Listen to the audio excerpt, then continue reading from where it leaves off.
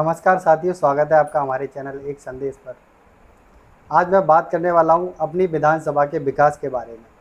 अपनी विधानसभा ही नहीं, उसके साथ साथ लगभग 2 विधानसभाएं जो कि विकास की ओर अग्रसर होने वाली हैं, अगर ये हमारा मिशन सक्सेस होता है तो साथियों ये मिशन है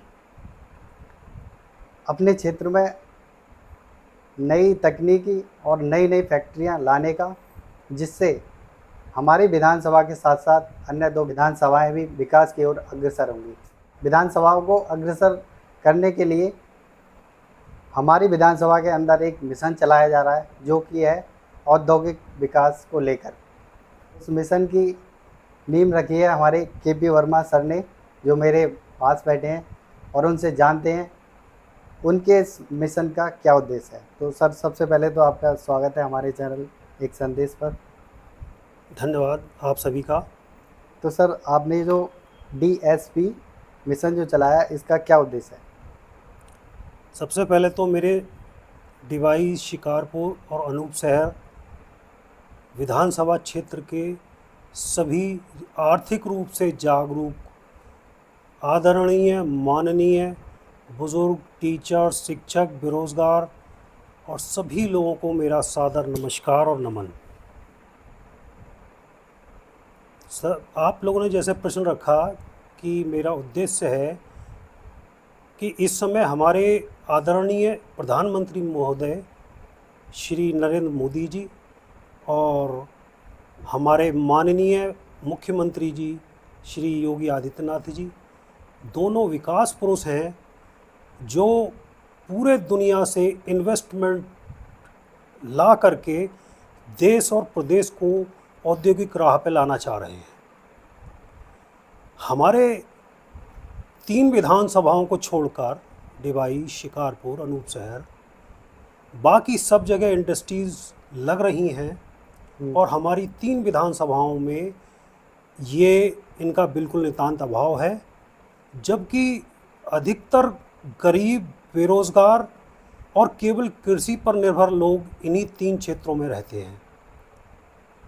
तो हमारा मिशन ये है, हमारे प्रधानमंत्री महोदय जी से निवेदन है और मुख्यमंत्री जी से निवेदन है कि हमारे डिवाई, शिकारपुर, अनूपसर क्षेत्र में नोएडा की तरह कुछ इंडस्ट्रीज़ हमारे क्षेत्र में लगाई जाएं, जिससे सभी वर्गों को आर्थिक रूप से रोज़गार मिले, आर्थिक रूप से सक्षम हो सकें।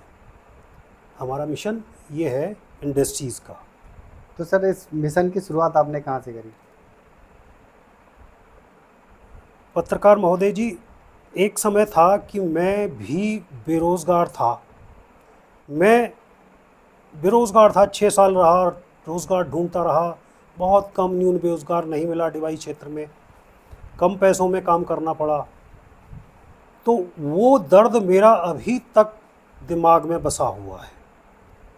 लगा कि जैसे मैं बेरोज़गार रहा हूँ और भी समाज के सभी वर्गों के लोग भी इस चीज़ से प्रभावित होंगे।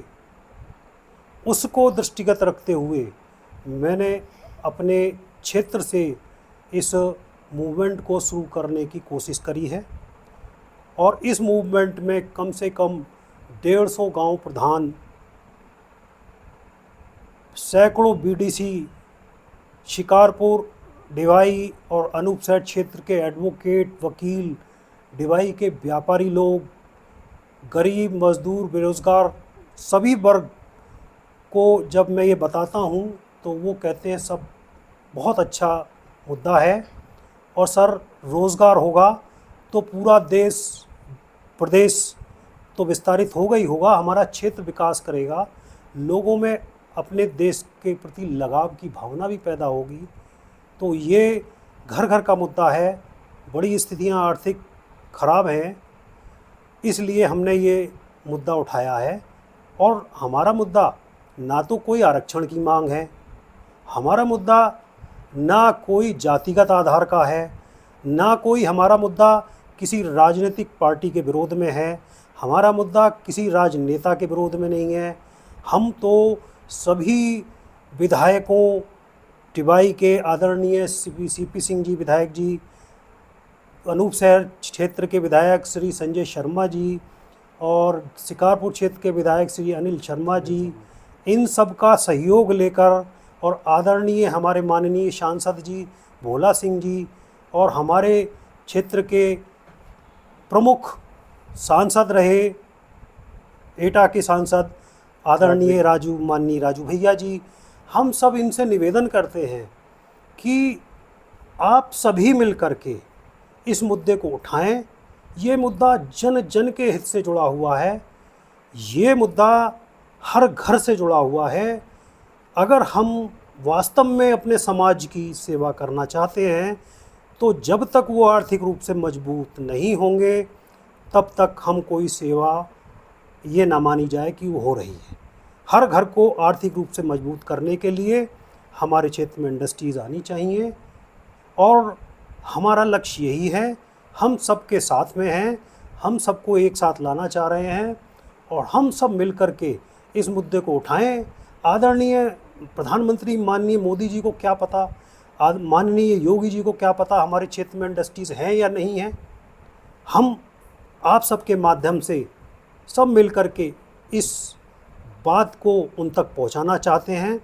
इसमें कोई राजनीतिक मुद्दा नहीं है, ये एक सोशल मुद्दा है और सोशल से मुद्दा जीवन यापन का मुद्दा है।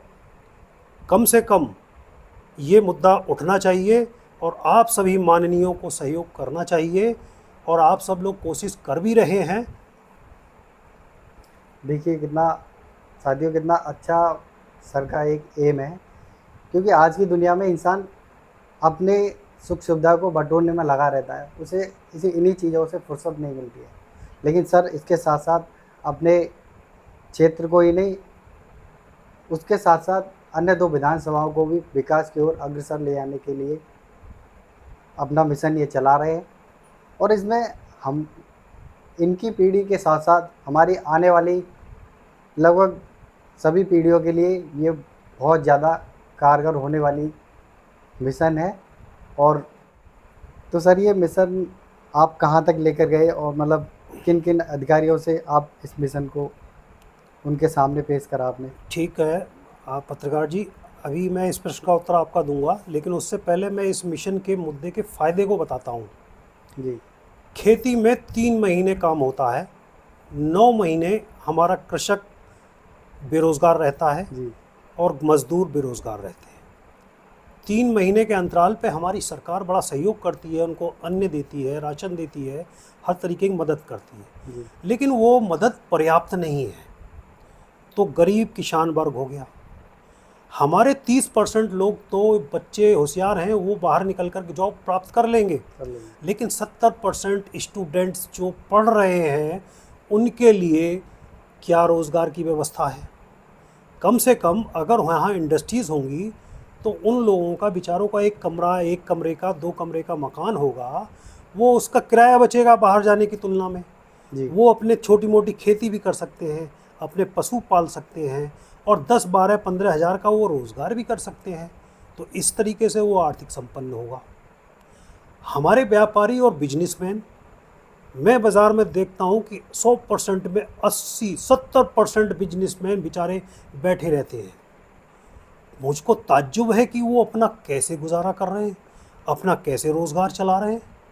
30% तो हर जगह सफल हैं। उनकी आजीविका कृषि पर निर्भर है। अगर खेती में अच्छी खेती हो जाती है तो व्यापार भी अच्छा होता है, और वो भी 3 महीने। बाकी सिचुएशंस आप सभी जानते हैं, देख रहे हैं। तो कहने का अर्थ है कि अगर इंडस्ट्रीज़ आती हैं तो ये देखिए स्कूल भी खुलेंगे, इंडस्ट्रीज़ भी आएंगी, यहाँ लोग बाहर के भी आएंगे, मकानों का किराया बढ़ेगा, ज़मीनों के किराए बढ़ेंगे, वैल्यू बढ़ेगी, और अस्पताल खुलेंगे और बहुत सारी इंफ्रास्ट्रक्चर्स बढ़ेंगे और क्षेत्र का विकास होगा। तो ये दर्द मुझे था, इसको मैंने लगा कि ये सबका ही होगा, तो ये इसलिए मैंने ये भाई उठाया है। सर ये तो अपनी विधानसभा की बात हो गई, आपने अन्य विधानसभा से भी इसके बारे में बात करी? बिल्कुल सर, हमने जैसे मैंने बताया, बहुत से ग्राम प्रधानों को, बीडीसीओं को, व्यापारियों को, बिजनेसमैनों को मैं इनसे मिला हूँ, व्यक्तिगत रूप से मिला हूँ, एडवोकेट्स हैं हमारे साथ, वकील लोग हैं, सबसे मिला हूँ, सबने मैंने बातचीत की, तो सब ने यही कहा कि भाई इंडस्ट्रीज़ होनी चाहिए। ग्लोबलाइजेशन हो रहा है, पूरा वर्ल्ड फैक्ट्रियों की ओर जा रहा है और हमारे 3 विधानसभाएं इस ओर नहीं जा रही। तो हम ये चाहते हैं कि सभी स्थानीय समाज सेवी जितने भी हैं वो अपनी इन फैक्ट्रियों की मांग के मुद्दे को बड़ी गंभीरता से लें। ये एक फ्यूचर का मामला है कि हम अपनी नेक्स्ट जनरेशन को, अपनी भविष्य की पीढ़ियों को हम लोग क्या दे करके जा रहे हैं, ये आपसे प्रश्न पूछे जाएंगे। तो सर जैसे फैक्ट्री के लिए, जैसे आपका मिशन है कि फैक्ट्री लाना, तो फैक्ट्री के लिए सबसे पहले ज़मीन की आवश्यकता होती है, तो उसके बारे में आपने कुछ सोचा? सर जी, ज़मीन लोग देने को तैयार हैं। मेरी कई प्रधानों से बात हुई है कि अगर इंडस्ट्रीज़ लगती हैं तो सर जी हम 50 बीघे ज़मीन हम दे देंगे, 100 बीघे ज़मीन हम दे देंगे। ऐसे कई प्रधानों से मेरी बात हुई है कि उनकी विधानसभा में ज़मीनें हैं। एक तो ये बात है। दूसरी बात ये है, सरकार बहुत बड़ी ग्रेट पावर होती है।